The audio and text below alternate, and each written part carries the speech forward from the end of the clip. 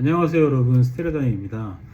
오늘은 글쓰기에 대해서 얘기를 좀 해보려고 해요. 제가 얼마 전에 쓴 글 중에 지금 쓰지 않는 자 모두 유죄라는 글을 썼었는데, 좀 다른 분께서 쓰신 지금 사랑하지 않는 자 모두 유죄를 제가 따다 쓴 표현이에요. 그래서 제가 이 글을 썼을 때, 이 내용을 읽어드리면서 제가 그 글을 썼을 때의 감정과 생각에 대해서 좀 나눠보려고 합니다. 자, 글쓰기를 했던 것을 함께 읽으면서 제가 의견을 나눠드리도록 할게요. 자, 제목은 지금 쓰지 않는 자 모두 유죄라는 제목입니다. 자, 이 묵직한 제목을 두고서 나는 내내 고민했다. 이것은 쓰고 있는 자의 여유일까, 오만일까, 아니면 강압일까? 나는 하고 있고 당신들은 하지 않는 것들에 대해 유죄를 선고할 자격이 내게는 있는가? 온갖 질문이 떠오르면서 이러한 제목으로 글을 쓰게 되는 게 마치 죄를 짓는 건 아닌가라는 생각마저 들었다라고 이제 처음 문단을 시작을 했어요. 제가 이제 쓰고 있으니까 지금 쓰고 있지 않은 자 유죄라고 이제 말하는 게 어떻게 보면 오만일 수도 있고, 이렇게 그래서 표현한 것처럼 나는 하고 있고 여러분은 안 하고 있는 분들에 대해서 이렇게 단정적으로 말을 하는 게 어떻게 보면은 좀 강압적일 수 있겠죠. 그런데 다음 문단을 보시면 좀 이해가 되실 거예요. 그러나 한 가지만 분명히 하겠다. 선고하는 주체에 대해서다. 나는 쓰지 않는 사람들을 단죄하지 않는다. 아니, 그렇게 못한다. 각 개인들을 단죄할 수 있는 건, 그러니까 유죄와 무죄를 가늠하여 통보하는 건 저 자신들이다. 고로 내가 단죄하는 건 지난날 쓰지 않았던 나 자신이다. 그러니까 유죄라고 이렇게 선고를 내리는 주체가 바로 나 자신이라고 생각을 한다면, 제가 내린 그 유죄라는 단죄는 예전에 쓰지 않았던 저에 대한 단죄겠죠. 그렇게 생각을 해주시면 좋을 것 같아요. 그래서 여러분께도 한번 생각을 해보시면 좋겠는데, 그 단죄라고 말하는 그 이유에 대해서 좀 설명을 해드릴게요. 그 다음 문단을 말씀드리면, 나는 스스로에게 수많은 유죄를 선고해왔다. 게으름이란 죄목으로, 남들보다 열등하다는 죄목으로, 그럼에도 노력하지 않는다는 타박과 스스로 미래를 개척하지 못하고 있다는 압박을 계속해서 쏟아내었다. 나는 이러한 죄에서 벗어날 수가 없었다. 방법을 몰랐다. 무엇 해도 그 죄목을 넘어설 수 없었다. 무기력이 찾아왔다. 어차피 해도 안 되는 것들. 죄목이 쓰여지면 나는 그러려니 그것들을 고지곳대로 받아들였다. 마음을 옥죄는 수갑들이 하나둘 늘어갔다. 글을 쓰지 않을 때는요, 저 자신을 너무나 괴롭혔어요. 그러니까 제 기대는 이만큼 세워놓고 그것을 하지 못하면, 거봐, 너는 역시 안 돼. 너는 게을러서 안 돼. 너는 결심해놓고 하나도 이루지 못해. 라는 그런 공격들을 스스로 너무 많이 했고요.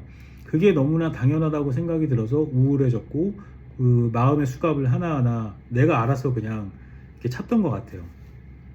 그러다가 다음 문장을 보시면, 억울한 생각이 들었다. 나름 열심히 살고 있는데 왜 나에겐 이러한 죄목들이 하나둘 더 늘어가는가? 복리와도 같이 붙여지는 죄목들에 나는 침묵할 수 없었다. 글을 쓰고 나서야 알았다. 내 죄목은 자신을 돌아보지 않는 죄였다는 걸. 그러니까 어떻게 보면 자아유기인 거죠. 자아유기라는 그런 죄를 스스로에게 지었던 거예요. 다음 문장을 읽어드리면, 아차 싶었다. 뭔가 분주한 삶이었다. 피 튀기는 경쟁에서 지지 않으려고 열심히 달리고 또 열심히 싸웠다. 그런데 나는 없었다. 무엇을 위해 뛰고 싸웠는지가 떠오르지 않았다.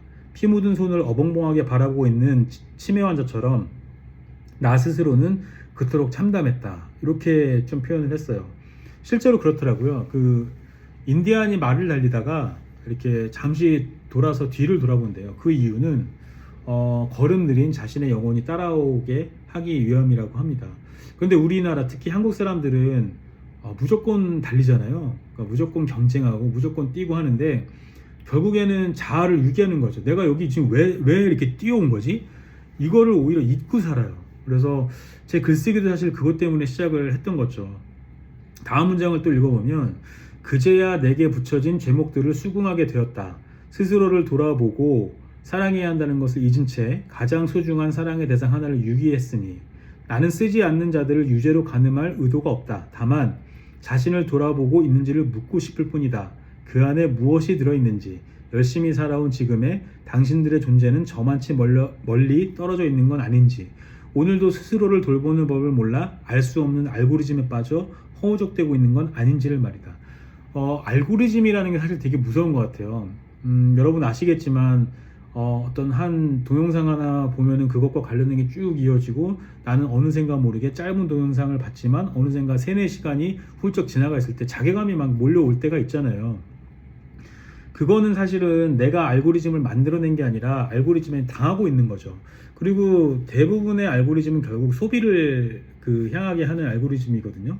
그런데 내가 그 알고리즘을 장악하지 않으면, 주체하지 못하면 결국 나는 뭔가를 소비하는 인간밖에 되진 않아요. 그래서 사실 어떻게 보면 저는 글쓰기를 시작한 게 뭔가를 되게 생산하고 싶었다라는 생각을 했었고, 어떻게 보면 알고리즘에 이리저리 이제 휘둘리던 저 자신 때문에 역설적으로 생산을 하고 싶다는 생각을 하면서 글을 쓰게 된 건데, 그래서 유죄에서 벗어나려면 내 죄목 하나하나를 받아들일 줄 알아야 된다고 생각을 합니다. 그것을 인지하고 인정할 때 반성문과 같은 글들이 터져나올 수 있게 된다는 거죠. 그래서 글쓰기가 시작된다는 거고, 여러분께서 좀 글쓰기를 꼭 시작하셨으면 좋겠다. 그래서 자아를 유기하지 않았으면 좋겠다라는 차원에서 이런 글을 썼고요. 제 경험에 대해서 빗대서 쓴 겁니다.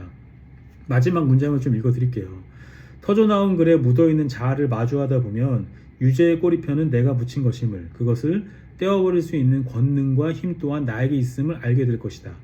나는 나에게 유죄를 선고했듯 나는 나의 죄를 사할 수 있는 존재이기 때문이다. 이렇게 글을 마무리했습니다. 그래서 자아유기라는 것을 더 이상 하지 않으셨으면 좋겠다라는 말씀을 좀 드리고 싶고요.